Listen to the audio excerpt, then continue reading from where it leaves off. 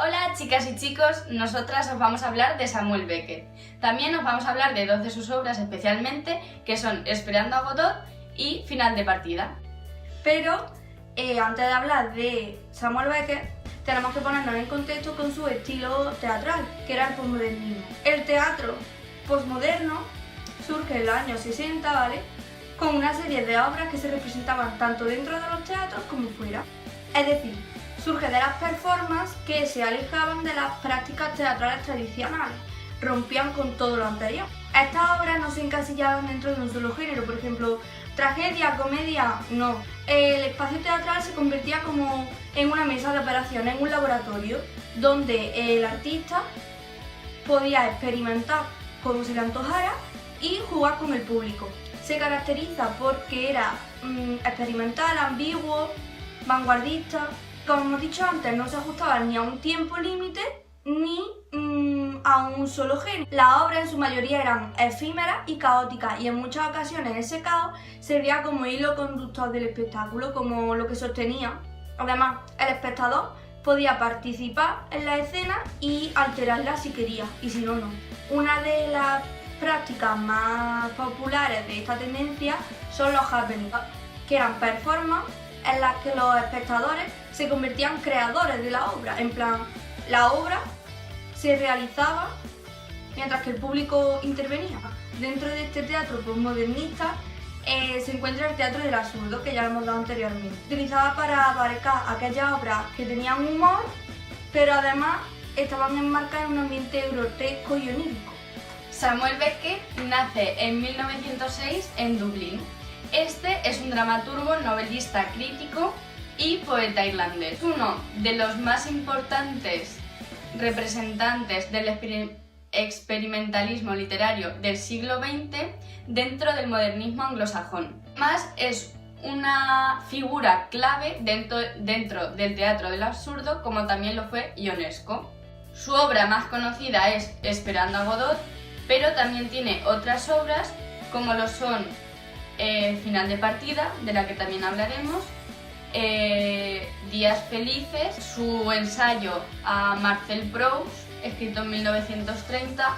Los temas principales que abarca Beckett es la búsqueda de la identidad del yo colectivo, la existencia de Dios como duda, e incluso a veces aparecen pasajes de la Biblia, y la imposibilidad del amor. Beckett tiene tres periodos. El primero, que va de 1929 a 1946, que habla sobre lo clásico y lo contemporáneo. En este periodo de tiempo es cuando escribe el ensayo a Marcel Proust, que lo escribe en 1930. Luego, su segundo periodo, que es de 1946 a 1960, que lo vive en Francia y empieza a tener como más contacto, más cercanía con artistas como Rembrandt, Rubens y el Renacimiento italiano. Su tercer periodo, que es de 1960 a 1987, experimenta con la sonoridad.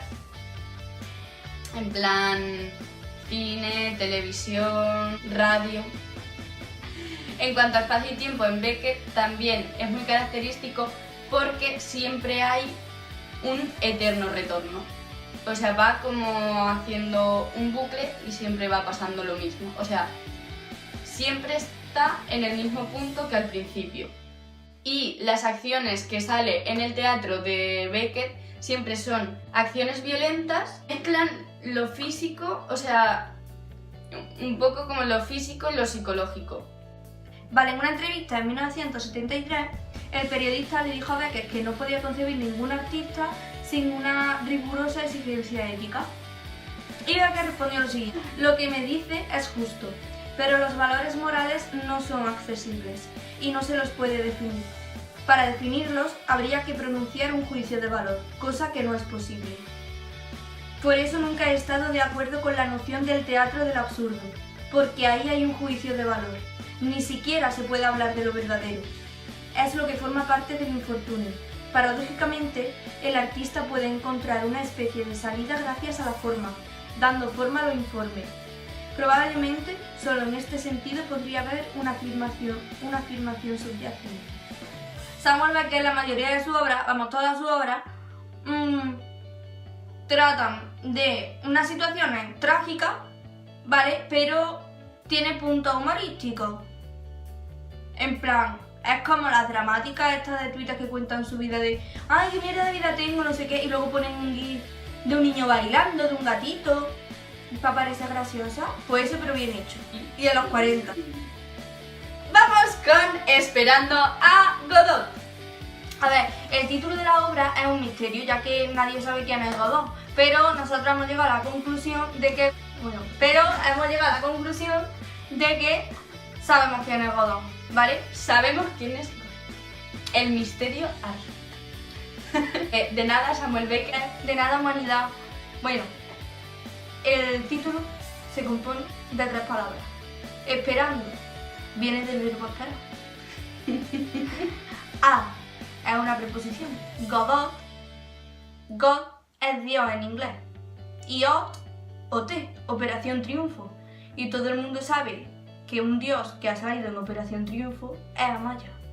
Por lo que están esperando a Amaya. Por eso nunca aparece en la obra, porque Amaya no había nacido. Esperando a Godot es una tragicomedia que se divide en 2 actos. Es una obra perteneciente al teatro del absurdo y está escrita a finales de los años 40 por nuestro querido Samuel Beckett.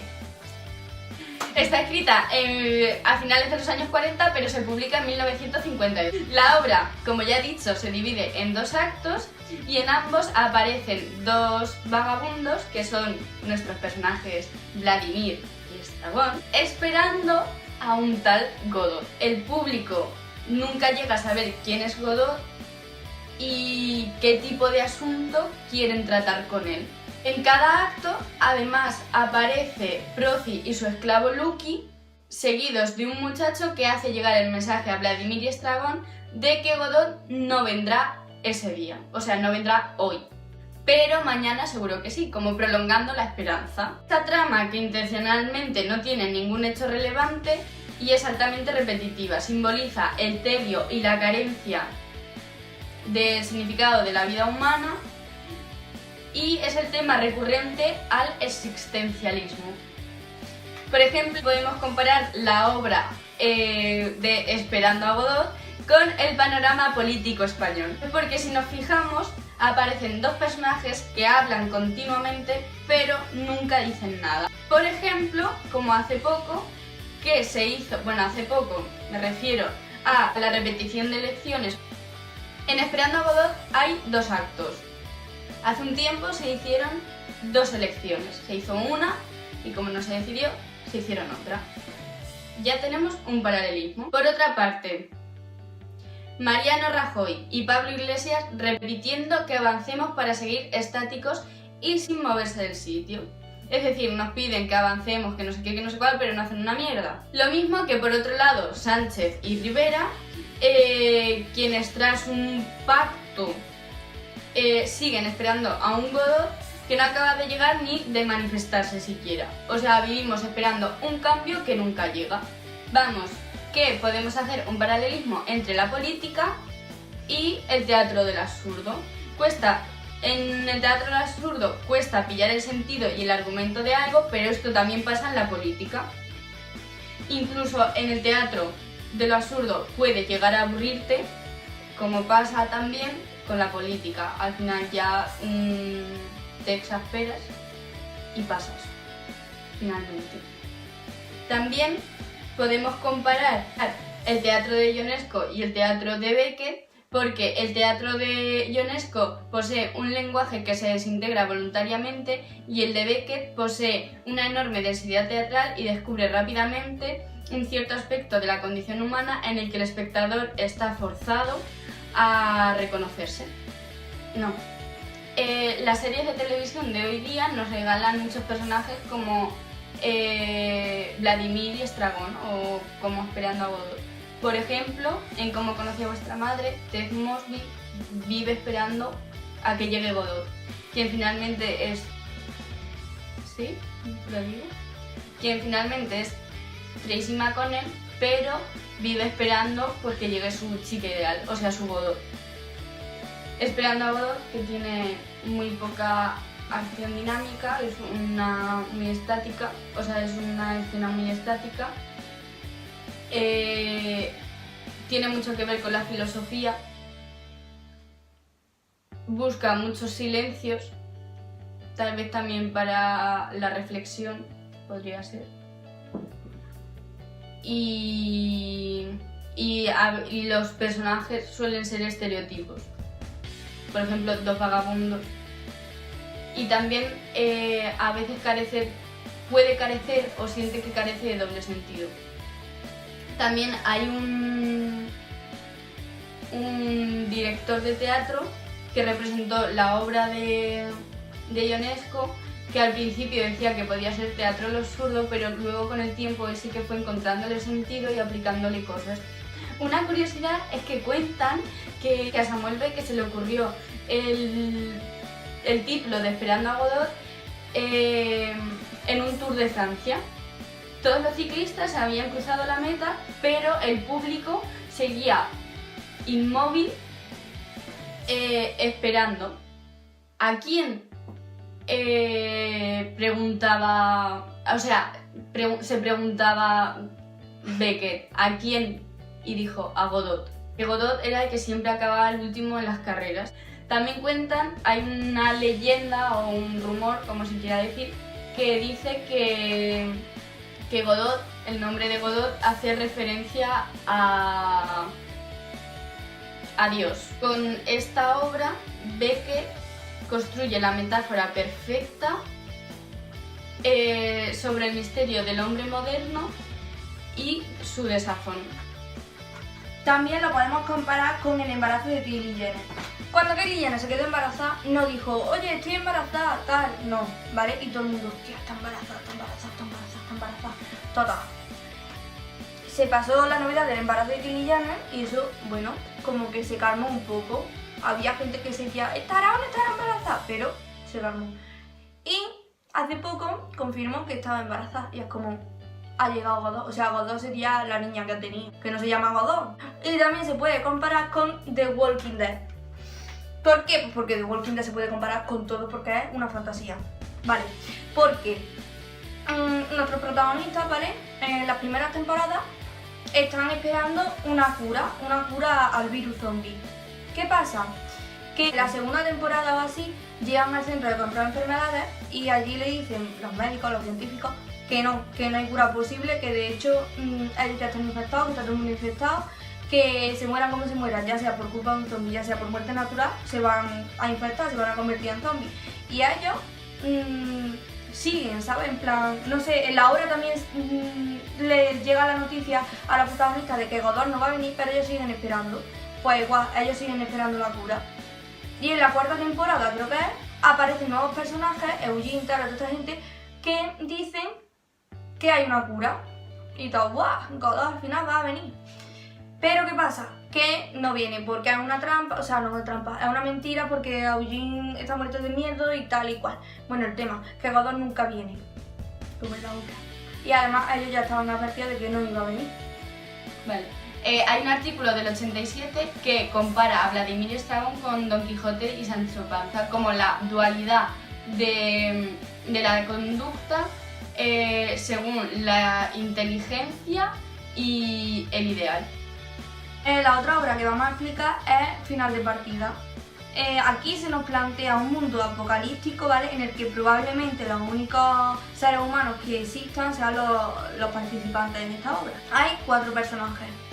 Han, que es un paralítico ciego que esclaviza a Claude, que es un joven que es su esclavo y le tiene prohibido sentarse, o sea, no se puede sentar en todo lo que le queda de vida. Y además, en un cubo de basura sin piernas están los padres de Han, que son Nag y Ned, los que están en estado vegetativo, es decir, se están muriendo lentamente y acaban muriendo en el transcurso de la obra. Además, se nos plantea, no sé, la circunstancia de que Claude siempre intenta abandonar el zulo donde están, ¿vale? Pero no puede, hay algo que lo detiene, no sabe el qué. Vale, esto se puede comparar así para que nos entendamos con la historia de Vival y Chenoa. Sí, amigos. ¿Por qué? Pues mira, Vival sería Ham, que es el que esclaviza a Cloud, que sería Chenoa, porque todo el mundo sabemos que la dejó humanamente y que luego en el concierto del reencuentro en Madrid le dijo que le tenía mucho cariño. Hermanete, eso no se le dice a una, ¿no? No, eso es hacer daño. Vale. Y Chenoa, con todo el tema este de la cobra y tal, sería Cloud con la tentativa de marcharse pero no poder, ¿sabes? Es como, sí, yo a ti ya te he superado, no sé qué, pero luego va a darle un beso. Que yo no creo que le fuese a dar un beso, pero bueno, vamos a suponer que sí. A darle un beso, María, lo que pasa es que te duele. ¿Y quién sería Nelina? Pues sería el público, porque en la obra lo que hacen esos dos personajes, aparte de morirse, es evocar como otros tiempos mejores, o sea, recordar esa época en la que el mundo era mundo, básicamente, y los felices que eran y las escenas de amor que vivían ellos en esa época y tal. Pues eso sería el público. Además también se puede comparar con The Walking Dead. ¿Por qué? Pues porque, como hemos dicho antes, The Walking Dead es una serie maravillosa. ¿Por qué? Pues básicamente a un mundo apocalíptico y no saben por qué quieren seguir viviendo, pero quieren seguir viviendo como en la obra. O sea, ellos lo único que quieren hacer es alargar su existencia. ¿Cuánto? No lo saben, todo lo posible. Pues igual que en la serie. Ellos siguen sobreviviendo a pesar de que saben que el mundo nunca va a volver a ser lo que era antes y que es muy difícil que vuelvan a... O sea, que puedan, no sé, como construir algo, porque está todo plagado. Si no son caminantes es gente mala. Entonces es muy complicado seguir adelante, pero ellos quieren, igual que los personajes de la obra. Lo único que quieren es alargar su vida, aunque sea un mínimo. Peter Brook dijo de Samuel Beckett que quizás el escritor más intenso y personal de nuestra época es Samuel Beckett. Sus obras son símbolos en el sentido exacto de la palabra, son máquinas de teatro. No llegamos a ningún sitio si esperamos que nos digan qué significan, aunque lo cierto es que cada una tiene una relación con nosotros que no podemos negar.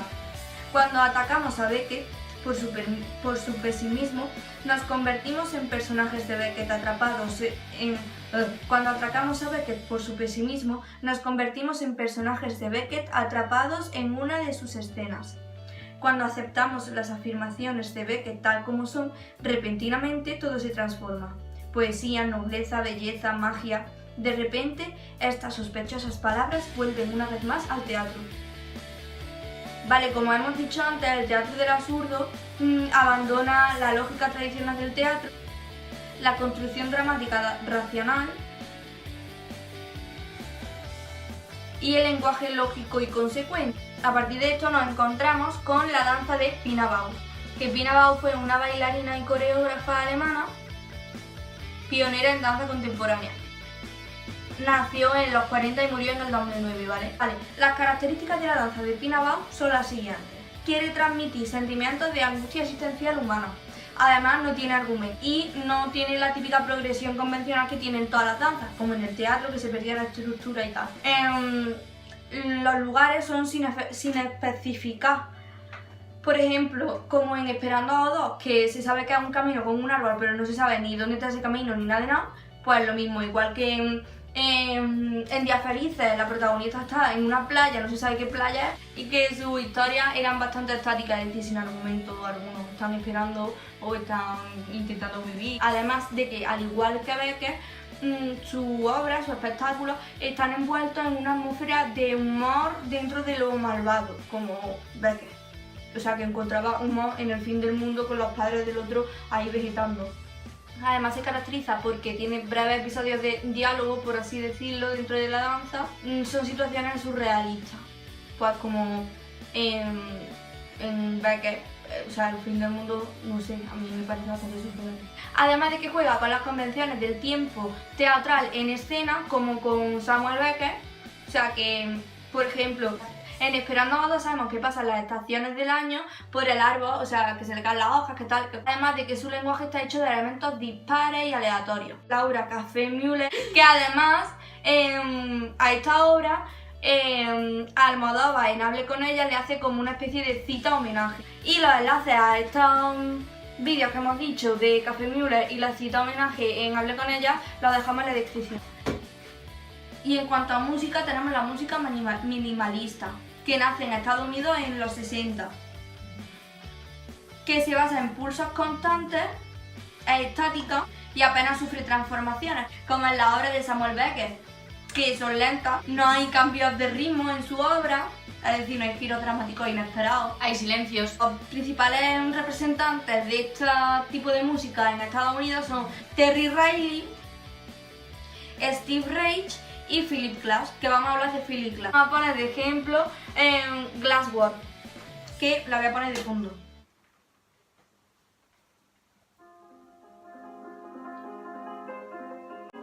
Como podemos comprobar, los motivos rítmicos de esta obra son cortos, que eso se equipara a las frases cortas que nos encontramos, por ejemplo, en final de partida. Además, siempre utilizan las mismas notas, el mismo registro de acordes, que eso es lo mismo que en la obra de Samuel Beckett, que repiten muchas veces, los personajes siempre están repitiendo lo mismo, siempre. Con esto cerramos el vídeo. Pues con la conclusión de que Samuel Beckett es de los representantes más importantes del teatro de lo absurdo. Y nada, y esperamos que os hayáis enterado, que hayamos resuelto vuestras dudas y que os haya gustado. Y si tenéis preguntas, dejadlo en los comentarios.